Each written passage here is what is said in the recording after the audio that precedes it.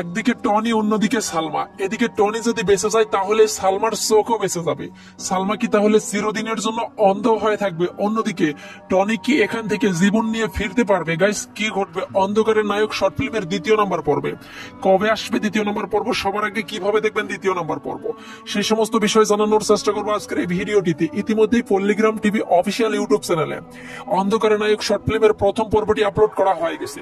যারা এখনো প্রথম পর্বটি দেখেননি এখনই দেখে আসতে পারেন পল্লিগ্রাম টিভি অফিসিয়াল ইউটিউব চ্যানেল থেকে।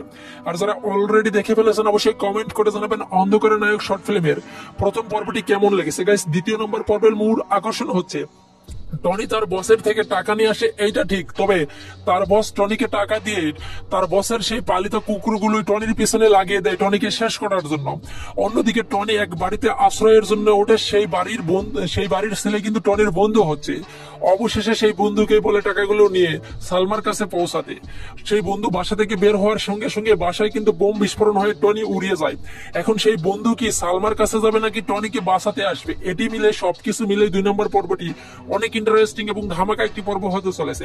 আর এই 2 নম্বর পর্বটি সবার আগে দেখতে অবশ্যই পল্লিগ্রাম টিভি অফিসিয়াল ইউটিউব চ্যানেলটি সাবস্ক্রাইব করে অল নোটিফিকেশন অন করে রাখবেন। তাহলেই কিন্তু অন্ধকারের নায়ক শর্ট ফিল্মের দ্বিতীয় নম্বর পর্ব আপলোড হওয়ার সঙ্গে সঙ্গেই সবার আগে আপনার কাছে নোটিফিকেশন চলে যাবে, সেখান থেকে কিন্তু দেখে নিতে পারবেন।